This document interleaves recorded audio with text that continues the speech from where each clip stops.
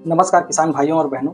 इस वीडियो में मैं आपको बताऊंगा कि आप एक से अधिक प्रकार की दवाई जैसे कीटनाशक, फफूंदनाशक, जीवाणुनाशक, मकड़ीनाशक या किसी प्रकार का टॉनिक जैसे कि नैनो यूरिया है या जैसे कि ये माहू की दवाई है और जैसे कि एक क्लोरोपाइरीफास इस प्रकार की दवाई है और इसको आप देखेंगे तो ये थाइफ्लुजामाइड है।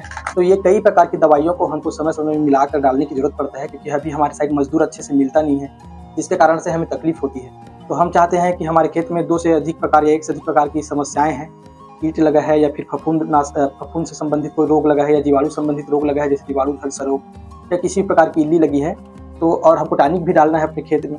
तो हम कैसे जान सकते हैं कि हम जो दवाई डाल रहे हैं वो अपना काम करेगा कि नहीं करेगा, आपस में रिएक्शन तो नहीं करेगा? क्योंकि रिएक्शन करेगा तो वो बिल्कुल भी काम नहीं करेगा आपके फसल में, आप सिर्फ पैसा बस खर्च करेंगे और कोई उसका फायदा नहीं होगा।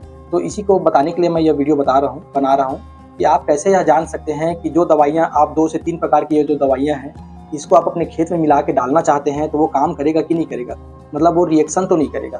तो यह पूर्ण रूप से निर्भर करता है कि आप जो दवाई डाल रहे हैं इसमें एक्टिव इंग्रेडिएंट होता है। जैसे कि मैं इसमें देखिए लिखा हुआ है थाइफ्लुजामाइड 24% SC। तो यहाँ लास्ट में आप देखेंगे तो SC लिखा है, 24% SC। इसका SC का मतलब होता है सस्पेंशन कॉन्सनट्रेट, मतलब इसको किस प्रकार से इस दवाई को बनाया गया है उसी का पूरा खेल है। जैसे कि आप किसी दवाई को देखेंगे, जैसे आप इसको देखेंगे, ये जो है फेनुवोकार्प है, ये जो है माहू का बहुत अच्छी दवाई है। इसमें आप देखेंगे तो देखिए लिखा है EC लिखा है, फेनुवोकार्प लिखा है, फिर 50% EC लिखा है। वैसे आप किसी दूसरी दवाई को देखेंगे जैसे कि ये ट्राइसाइक्लाजोल है तो इसमें लिखा रहेगा, आप देखेंगे यहाँ पीछे में तो WP लिखा है, वेटेबल पाउडर है ना। वैसे ही आप और किसी दवाई को देखेंगे जैसे कि यह एंटीबायोटिक्स है क्रोसिन के नाम से, जो जीवाणु झुलसा रोग के लिए काम करता है, बहुत अच्छी दवाई है। इसमें अलग से कुछ भी नहीं लिखा है, इसमें शुद्ध है। इसमें लिखा है स्ट्रेप्टोमाइसिन सल्फेट 90% और टेट्रासाइक्लिन हाइड्रोक्लोराइड 10%। इस प्रकार से ये शुद्ध रूप है, इसमें किसी प्रकार का मतलब फार्मूलेशन का उपयोग नहीं किया है। फार्मूलेशन का मतलब होता है कि जैसे हमने किसी दवाई को बनाया है तो उसमें एक्टिव इंग्रेडिएंट होता है, मतलब जो उस कीट को या उस बीमारी का जो रोग कारक है, कीटाणु है, उसको मारता है। तो उसको हम डायरेक्टली उपयोग नहीं कर सकते अपनी फसलों में, तो उसको कई प्रकार के उसके साथ में और दूसरा चीज मिला करके उसको ऐसा पैक किया जाता है, तो उसी को बोलते हैं फार्मूलेशन। तो कई प्रकार का होता है, जैसे EC होता है, SC होता है, WG होता है, W होता है और SL होता है। कई प्रकार का अलग अलग फार्मूलेशन में हमको दवाई मिलता है। तो जो रिएक्शन करता है उसमें खेल इसी चीज़ का है कि जिस प्रकार से दवाई को बनाया गया है तो वही दवाई उस दवाई का या उस फार्मूलेशन का अपना एक pH मान होता है। तो इस दवाई का अलग pH मान होगा क्योंकि इसको अलग तरीके से बनाया गया है, इस दवाई का pH मान अलग होगा, इसको अलग तरीके से बनाया गया है। तो जब हम ये 2 से अधिक दवाइयों को आपस में उपयोग करते हैं, ये जो फार्मूलेशन में जो दवाइयाँ उपयोग की गई रहती है या जो रसायन उपयोग किया गया रहता है वो जो है आपस में अलग अलग pH मान होने के कारण से आपस में रिएक्शन करता है और रिएक्शन करने के बाद कोई दूसरी प्रकार की दवाइयाँ या कुछ अलग चीज़ बना लेता है।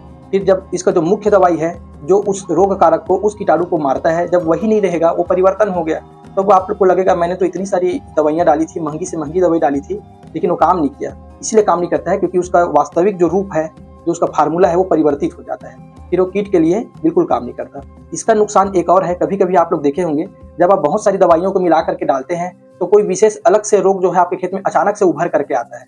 आप बोलेंगे, कई लोग को हम सुने भी हैं, बोलते हैं कि सर हमने अभी दवाई डाली थी 2-4 दिन पहले, लेकिन अचानक से माहू बढ़ गया या अचानक से झुलसा रोग बढ़ गया या अचानक से और कोई रोग जो है उनके खेत में बढ़ जाता है। तो ये होता ऐसा है कि जब हम कुछ दवाइयों को आपस में मिलाते हैं तो तीसरे प्रकार की रसायन बनता है, वो किसी विशेष कीट को या रोग कारकों के अंदर एक विशेष प्रकार की प्रतिरोधक क्षमता बना देता है, जिसके कारण से वह कीट जो है उसके ऊपर किसी चीज़ का असर नहीं होता और वो जो है काफ़ी ज़्यादा बढ़ने लग जाता है आपके खेत में, तभी उसका लक्षण आपको दिखता है।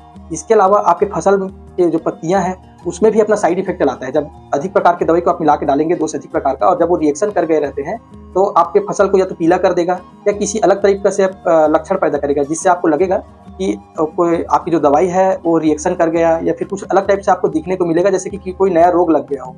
तो वास्तव में रोग लगा नहीं होता है, वो रिएक्शन का ही परिणाम होता है। तो मैं आपको आज जो है एक और ये भी बता देता हूँ, ये वीडियो थोड़ी सी लंबी हो जाएगी, आप लोग से निवेदन है जरूर देखिए कि आप कैसे जानेंगे कि कौन सी दवाई को कैसे कैसे आप मिलाएं, उसका क्रम क्या होना चाहिए। मैं ये नहीं बोल रहा हूँ कि आप पहले कीटनाशक को मिलाइए या पहले फफूंदनाशक को मिलाइए या जीवाणुनाशक को मिलाइए या कोई टॉनिक वानिक है जैसे कि आपने नैनो यूरिया है या और किसी प्रकार का आपको टॉनिक डालना है उसको मिलाइए। इससे मतलब नहीं है, मेन मतलब होता है कि इसको बनाया कैसे गया है। तो यहाँ पर लिखा रहता है कि बना कैसे, जैसे देखिए इसमें SC लिखा है ना, किसी में EC लिखा है तो किसी में और कुछ लिखा है, तो इसी के हिसाब से रहता है। तो आप ध्यान देंगे सबसे पहले जब भी आप दवाई मिलाएं, चाहे फफूंदनाशक मिलाएं या कीटनाशक मिलाएं या टॉनिक मिलाएं, उसमें आप देखना जिससे WP लिखा रहेगा, WP या WDG मतलब वाटर डिस्पर्सिबल ग्रेन्यूल या SP लिखा रहेगा, उस दवाई को सबसे पहले आपको मिलाना है।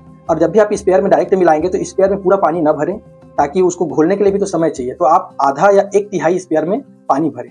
उसके बाद सबसे पहले WP, WDG या SP लिखा वाला, जैसे कि ये WP, ये वाला दवाई जो है इसमें WP लिखा हुआ है, पहले इसको घोलना है, क्योंकि ये जो है समय लगता है, ये आसानी से नहीं घुलता है, माफ कीजिएगा, ये आसानी से नहीं घुलता है, इसलिए हमको जो आसानी से नहीं घुलता है उसको पहले घोलना है, ताकि बाद में उनको समस्या ना हो घोलने में। तो ये जो WP, WDG या SP लिखा रहता है वो आसानी से नहीं घुलता है, तो हमको इसको पहले घोलना है। और जब ये अच्छी तरीके से घुल जाए उसके बाद हमको SC जो लिखा रहेगा, जैसे कि मैं आपको दिखाता हूँ SC, जैसे आप देखिए थाइफ्लुजामाइड है, इसमें आप देखेंगे तो इसमें SC लिखा हुआ है, देखिए 20% SC, तो हमको उसके बाद SC लिखा वाला दवाई है उसको घोलना है। मतलब WP, WDG के बाद सबसे कम मतलब ज़्यादा समय में ये भी घुलता है, तो उसके बाद इसको घोलना है।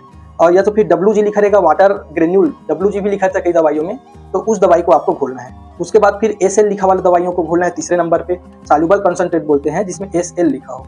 उसके बाद आपको EC लिखा वाले दवाई को घोलना है, जैसे कि मैं आपको दिखाता हूँ, जैसे कि ये क्लोरोपाइरीफास है, आप देखेंगे इसमें 20% EC लिखा है। और उसके बाद आप इसको भी देखेंगे, ये है फेनिबोकार्ब, इसमें भी आपको EC लिखा हुआ दिख जाएगा आसानी से। तो अपन को इसको घोलना है, उसके बाद SL के बाद EC को।